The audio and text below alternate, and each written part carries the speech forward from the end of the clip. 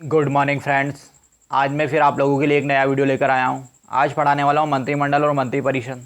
अब देखिए, topic start करने से पहले अगर आप मेरे चैनल पर नए हो तो मेरे चैनल को सब्सक्राइब करना ना भूलें और वीडियो को लाइक करना ना भूलें। अब देखिए दोस्तों, स्टार्ट करते हैं हम टॉपिक हमारा मंत्रिमंडल और मंत्रिपरिषद। क्या है टॉपिक हमारा? मंत्रिमंडल और मंत्रिपरिषद। अब देखिए, मंत्रिमंडल और मंत्रिपरिषद से संबंधित क्वेश्चन लगभग सभी एग्जाम्स में आते हैं, चाहे सेंट्रल गवर्नमेंट की एग्ज़ाम दे रहे हो आप या स्टेट गवर्नमेंट की। लगभग सभी एग्ज़ाम में इसके क्वेश्चन पूछे गए हैं दोस्तों। अब देखिए, मंत्रिमंडल की व्यवस्था क्या है। तो भारत में कौन सी व्यवस्था अपनाई गई है? संसदीय शासन व्यवस्था अपनाई गई है। भारत में ब्रिटेन की तरह कौन सी शासन व्यवस्था अपनाई गई दोस्तों? संसदीय शासन व्यवस्था को अपनाया है भारत में। भारतीय संविधान ने भारत में संसदीय शासन व्यवस्था की है। अब देखिए, संसदीय शासन व्यवस्था में शासन की प्रमुख कार्यकारी शक्ति, वास्तविक कार्यकारी शक्ति किसके पास होती है? तो भैया मंत्रिमंडल के पास होती है। किसके पास होती है? मंत्रिमंडल या मंत्रिपरिषद के पास होती है। ठीक, शासन की वास्तविक कार्यकारी शक्ति किसके पास होती है? तो मंत्रिमंडल के पास होती है। अब देखिए, भारतीय संविधान में मंत्रिमंडल के लिए क्या क्या व्यवस्था की गई है, किस अनुच्छेद के तहत मंत्रिमंडल की व्यवस्था की है हमारे संविधान ने। तो देखिए, सबसे पहले हम बात करते हैं अनुच्छेद 74। कौन सा अनुच्छेद दोस्तों? अनुच्छेद 74 के तहत ये व्यवस्था की गई है भैया कि राष्ट्रपति को अपने कार्य करने के लिए एक मंत्रिमंडल होगा। राष्ट्रपति को अपने कार्य संचालन करने के लिए क्या होगा? एक मंत्रिमंडल होगा। और मंत्रिमंडल का प्रमुख कौन होगा भैया? तो मंत्रिमंडल का प्रमुख होगा प्रधानमंत्री। कौन होगा?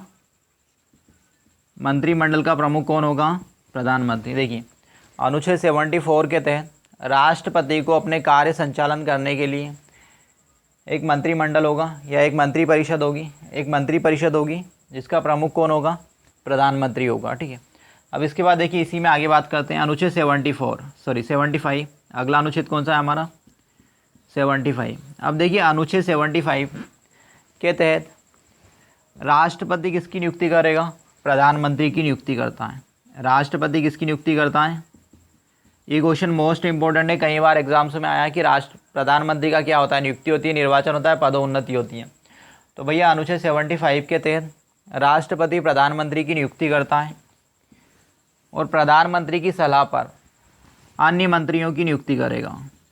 ठीक है, मंत्रिपरिषद का गठन करता है। ठीक है, तो देखिए, अनुच्छेद 75 के तहत राष्ट्रपति प्रधानमंत्री की नियुक्ति करता है और प्रधानमंत्री की सलाह पर अन्य मंत्रियों की नियुक्ति करता है। ठीक है, अनुच्छेद 75 के तहत राष्ट्रपति प्रधानमंत्री की नियुक्ति करता है और प्रधानमंत्री की सलाह पर अन्य मंत्रियों की नियुक्ति करता है दोस्तों। अब देखिए, जो मंत्रिपरिषद होगी उसकी सलाह मानने के लिए राष्ट्रपति क्या होगा? बाध्य होगा। मंत्रिपरिषद की सलाह मानने के लिए राष्ट्रपति क्या है दोस्तों? बाध्य है, उसे मानना ही पड़ेगी। ठीक है, यहाँ पर राष्ट्रपति को थोड़ा सा एक अधिकार है कि वो उस जो सलाह दी है उसे पुनर्विचार के लिए मंत्रिपरिषद को भेज सकता है। अगर मंत्रिपरिषद उसी सलाह को राष्ट्रपति को दोबारा भेजती है विचार करने के लिए, तो राष्ट्रपति को वो सलाह मानना अनिवार्य हो जाता है। ठीक है, अब देखिए, अब मंत्रिपरिषद के आकार की बात करते हैं कि मंत्रिपरिषद में कितने मंत्री हो सकते हैं। ठीक है, तो देखिए भैया, समझना यहाँ पर 51वां संविधान संशोधन हुआ 2003 में। 51वां संविधान संशोधन कब हुआ दोस्तों? 2003 में हुआ, जिसके तहत भारतीय संविधान में एक व्यवस्था की गई कि भैया मंत्रिपरिषद में प्रधानमंत्री सहित अधिकतम कितने मंत्री हो सकते हैं? 15% हो सकते हैं। ठीक है, लोकसभा का 15% मंत्री हो सकते हैं। क्या व्यवस्था की गई? 51वां संविधान संशोधन 2003, ये मोस्ट इंपॉर्टेंट है, कई बार पूछा गया है। 51वां संविधान संशोधन 2003 में हुआ, जिसके तहत मंत्रिमंडल का आकार निश्चित किया गया। मंत्रिमंडल में प्रधानमंत्री सहित कितने मंत्री हो सकते हैं? तो 15% हो सकते हैं, इससे अधिक मंत्री नहीं हो सकते। ऐसी व्यवस्था इसलिए की गई कि जो भारतीय संविधान में जो व्यवस्था थी, संसदीय शासन व्यवस्था, उसमें कुछ अपवाद देखे गए कि बहुत ज़्यादा मात्रा में लोग क्या करें, मतलब सांसद जो सदस्य हैं लोकसभा या राज्यसभा या विधानसभा विधानमंडल के, वो एक पार्टी को छोड़कर दूसरी पार्टी में चले जाते हैं मंत्री पद के लालच में। ठीक है, तो इसलिए इस व्यवस्था को रोकने के लिए 51वां संविधान संशोधन किया गया 2003 में, जिसके तहत मंत्रिमंडल का आकार निश्चित किया गया कि भैया 15% से अधिक मंत्री नहीं हो सकते किसी भी स्थिति में। ठीक है, प्रधानमंत्री सहित। अब देखिए दोस्तों आगे बढ़ते हैं, ये तो हो गया आपका। अब आगे अनुच्छेद 77। अनुच्छेद 77 क्या कहता है भैया कि राष्ट्र के सभी कार्य किसके नाम पर किए जाएंगे? प्रधानमंत्री के नाम पर। देश के सभी कार्य किसके नाम से संपन्न होंगे? अनुच्छेद 77 के तहत देश के सभी कार्य किसके नाम पर होंगे? तो राष्ट्रपति के नाम पर किए जाएंगे दोस्तों। इसके बाद देखिए अनुच्छेद 78। अनुच्छेद 78 में प्रधानमंत्री का कर्तव्य है। अब प्रधानमंत्री का कर्तव्य क्या है भैया? तो अनुच्छेद 78 के तहत प्रधानमंत्री का ये कर्तव्य है कि मंत्रिपरिषद के निर्णय से वो राष्ट्रपति को क्या करेगा? अवगत कराएगा। ठीक है, अनुच्छेद 78 के तहत प्रधानमंत्री का ये कर्तव्य है कि वो मंत्रिपरिषद या मंत्रिमंडल के द्वारा जो निर्णय लिए गए हैं उससे राष्ट्रपति को क्या करेगा? अवगत कराएगा। अब देखिए, मंत्रिपरिषद और प्रधानमंत्री राष्ट्रपति के प्रसाद पद पर बने रहते हैं। वैसे सामान्यतः इनका कार्यकाल कितने वर्ष का होता है? 5 वर्ष का होता है, परंतु राष्ट्रपति इन्हें कभी भी पद से बर्खास्त कर सकता है। अब देखिए, इसके बाद आगे बात करते हैं। मंत्रिमंडल सामूहिक रूप से लोकसभा, ये क्वेश्चन भी कई बार पूछा, स्क्रीनशॉट ले लें दोस्तों इसका, फिर आगे बात करते हैं। ले लिया होगा आपने स्क्रीनशॉट। अब देखिए आगे बात करते हैं। मंत्रिपरिषद सामूहिक रूप से किसके प्रति उत्तरदायी होती है? ये क्वेश्चन कई बार एग्जाम्स में पूछा गया है। तो मंत्रिपरिषद सामूहिक रूप से लोकसभा के प्रति उत्तरदायी होती है दोस्तों। मंत्रिपरिषद किसके प्रति उत्तरदायी होती है? सामूहिक रूप से लोकसभा के प्रति उत्तरदायी होती है। अगर किसी एक मंत्री के विरुद्ध अविश्वास प्रस्ताव पारित कर दिया जाए तो सभी मंत्रियों को एक साथ में त्यागपत्र देना पड़ता है। इसलिए कहा जाता है कि मंत्रिपरिषद एक साथ तैरती है और एक साथ डूबती है।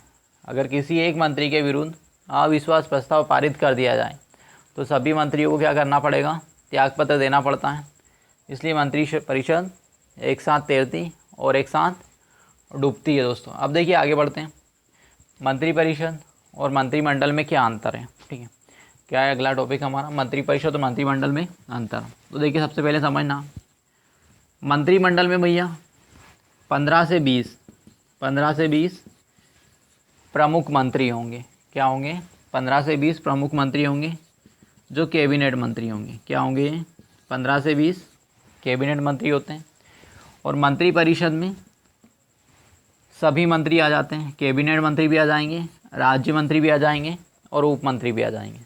देखिए, मंत्रिपरिषद में सभी मंत्री आ जाते हैं, कैबिनेट मंत्री भी आ जाते हैं, राज्य मंत्री भी आ जाते हैं, उप मंत्री भी आ जाते हैं, स्वतंत्र प्रभार वाले मंत्री भी आ जाते हैं दोस्तों।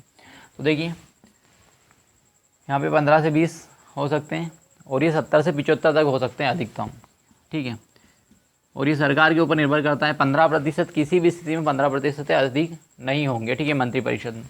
इसके बाद मंत्रिपरिषद होता है, ये महत्वपूर्ण, मतलब मंत्रिमंडल महत्वपूर्ण नीति निर्माण करने वाली संस्था है। क्या करती है भैया? ये नीति निर्माण करने का कार्य किसका है? तो मंत्रिमंडल, जो 15 से 20 प्रमुख मंत्री हैं वही नीति बनाते हैं और उसी नीति को कौन पालन करवाता है? आगे क्रियान्वयन करने का कार्य कौन करेगा? आगे बढ़ाएगा उसको मंत्रिपरिषद। ठीक है, मतलब जो प्रमुख मंत्री हैं उन्होंने जो नीति बनाई है उसे पूरा करने के लिए पूरा मंत्रिपरिषद लग जाता है। ठीक है, इसके बाद देखिए, मंत्रिमंडल की बैठक एक सप्ताह में होना आवश्यक है। मतलब सामान्यतः एक सप्ताह में मंत्रिमंडल की बैठक होगी और मंत्रिपरिषद की बैठक के लिए ऐसी कोई अनिवार्य तिथि नहीं है और बैठक होना आवश्यक भी नहीं है इसकी। ठीक है, इसकी बैठक हो भी सकती है, नहीं भी हो सकती। ठीक है, दोनों चीज़ें हैं यहाँ पे। और इसकी बैठक एक सप्ताह के अंदर एक बार होना आवश्यक है। प्रमुख मंत्रियों की बैठक एक सप्ताह में एक बार होना आवश्यक है। ठीक है, और यहाँ पर ऐसा आवश्यक नहीं है। अब देखिए, जो मंत्रिमंडल है ना, ये मंत्रिपरिषद का अंग है। मंत्रिमंडल किसका अंग है भैया? तो मंत्रिपरिषद का ही एक अंग है। ठीक है, अब ये मंत्रिपरिषद हो गया आपका। ठीक, मंत्रिमंडल और मंत्रिपरिषद में अंतर। अब देखिए आगे बढ़ते हैं दोस्तों। अब आगे हमारा टॉपिक है मंत्री कितने प्रकार के होते हैं। अब देखिए, मंत्री कितने प्रकार के होंगे? तो मंत्री 3 प्रकार के होते हैं। कितने प्रकार के होते हैं दोस्तों? मंत्री हमारे 3 प्रकार के होते हैं सामान्यतः। पहला होता है कैबिनेट मंत्री। कौन सा मंत्री? कैबिनेट मंत्री। फिर सेकंड होता है राज्य मंत्री। फिर इसके बाद होता है उप मंत्री। ठीक है, कैबिनेट मंत्री सबसे बड़ा मंत्री होता है। फिर उसके बाद सेकंड नंबर आता है राज्य मंत्री का। फिर इसके बाद अगला रहेगा उप मंत्री का। अब देखिए, इसके अलावा एक अन्य मंत्री होता है स्वतंत्र प्रभार। कौन सा मंत्री होता है दोस्तों? स्वतंत्र प्रभार। स्वतंत्र प्रभार मंत्री वो मंत्री होता है जिसके ऊपर कैबिनेट नहीं है ऐसे मंत्री को हम कहते हैं स्वतंत्र प्रभार। जो स्वतंत्र प्रभार वाला मंत्री होता है उसे ही सारे डिसीजन लेना है उस विभाग के, ठीक। तो देखिए कैबिनेट मंत्री, राज्य मंत्री, उप मंत्री और स्वतंत्र प्रभार। अब देखिए मंत्रिमंडल की बात करें तो मंत्रिमंडल के रूप में सबसे लंबा, मंत्रियों के रूप में अभी तक देश के इतिहास में सबसे लंबा कार्यकाल हुआ चौधरी जगजीवन राम का। किसका सबसे लंबा कार्यकाल हुआ दोस्तों? चौधरी जगजीवन राम। चौधरी जगजीवन राम ने 32 वर्ष केंद्रीय मंत्री के रूप में शासन मतलब कार्य संभाला है मंत्रिमंडल में। तो मंत्रिमंडल में सबसे लंबा कार्यकाल किसका हुआ? चौधरी जगजीवन राम का, जो 32 वर्ष तक कैबिनेट मंत्री बने रहे। इसके बाद देखिए कैबिनेट मंत्री के रूप में सबसे पहले त्यागपत्र देने वाले मंत्री कौन हुए? तो श्यामा प्रसाद मुखर्जी हुए। कौन हुए दोस्तों? ये क्वेश्चन कई बार पूछा गया, मोस्ट इंपॉर्टेंट है। श्यामा प्रसाद मुखर्जी कैबिनेट मंत्री के रूप में त्यागपत्र देने वाले पहले मंत्री कौन हुए? श्यामा प्रसाद मुखर्जी हुए दोस्तों। अब देखिए ये मंत्रिमंडल और मंत्रिपरिषद हो गया, ये टॉपिक आपका कंप्लीट हो गया।